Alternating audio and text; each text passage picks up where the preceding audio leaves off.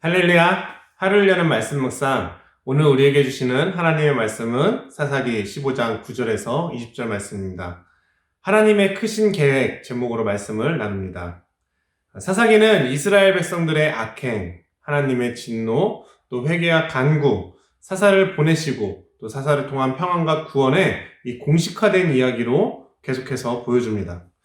그러나 이스라엘 자손들의 더 악해짐으로 인해서인지 초기 사사들의 통치 속에서는 분명 평안을 누린 기록이 있으나 입다나 오늘 삼손의 통치 속에서는 평안이라는 기록을 찾기가 어렵습니다. 구원자로서의 사명에 실패한 듯 보이는 이 삼손의 삶의 모습 속에서도 하나님은 끊임없이 구원의 역사를 이루어 가십니다. 구약에서 보여주는 구원은 하나님께서 약속을 신실하게 이루심, 또 이집트로부터의 해방, 가나안 정복과 정착, 대적들로부터의 승리 등으로 보여줍니다. 이와 같은 하나님의 역사가 예수님을 통해 우리를 사망에서 생명으로 건지신 사건의 예표가 되는 것이죠. 사사기에서는 각 시기의 이스라엘 백성들의 억압으로부터 구해내심이 구원의 상징이었습니다.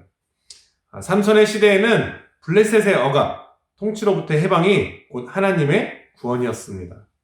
삼손의 이야기를 통해 작은 구조 속에서는 사사 삼손의 일탈 행위를 통해 반면교사의 교훈을 얻을 수 있고 또 더 큰 구조 속에서는 하나님은 이 한 사람의 개인의 일탈조차도 블레셋과의 갈등으로 엮으시고 또 그 갈등을 승리케 하심으로 구원의 역사를 이끄심을 발견하게 됩니다.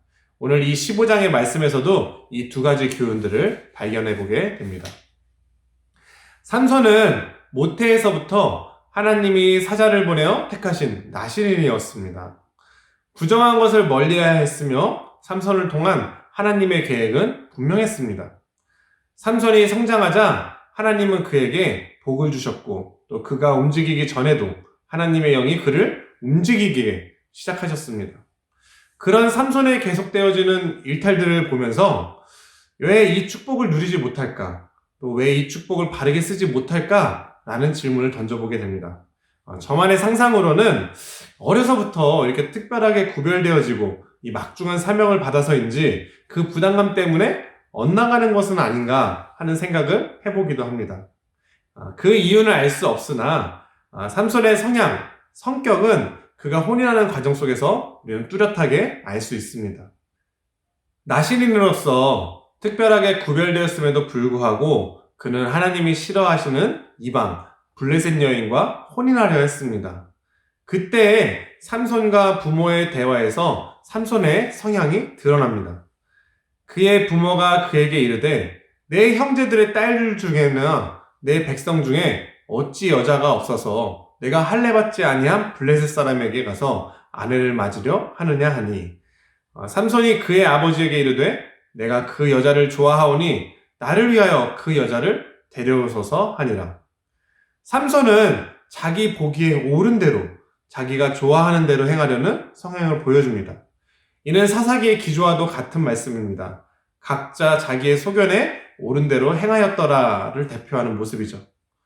오늘날에는 이 신앙인과 비신앙인의 결혼이 좀 대수롭지 않게 여겨질 수 있으나 당시에는 더욱이 나실인이며 사사로 부름받은 삼손이 배우자가 블레셋 사람이라는 것은 특별히 대비되어지고 좀 강조되어지는 것입니다.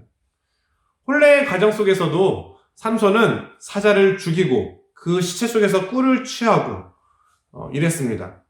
15장의 오늘 말씀 속에서도 자신의 화를 다스리지 아니하고 서슴없이 남의 재산을 불살랐으며 또 이성을 잃어버리기까지 이 손에 피를 묻히는 일을 주저하지 않는 모습을 우리는 발견합니다. 왜 이렇게 행했을까?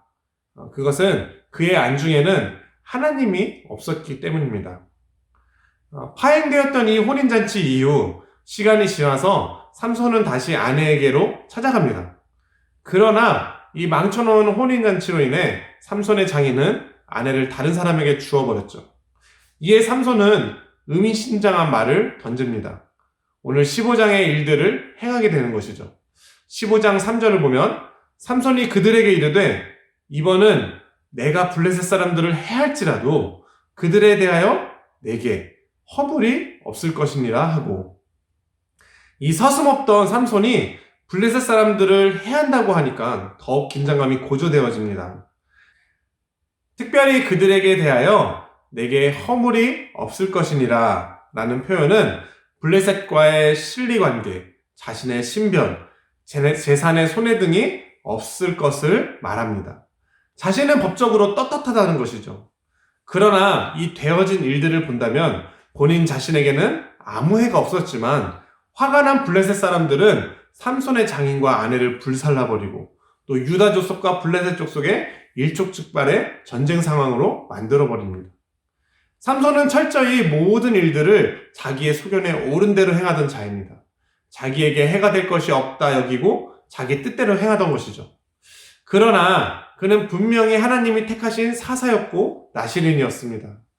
그의 행동이 비록 자신에게는 거스를 것이 없었겠지만 하나님 앞에는 부정할 수 있다는 것을 기억했어야 합니다. 우리의 행위도 이 삼손을 통해 반면교사로 교훈을 삼습니다.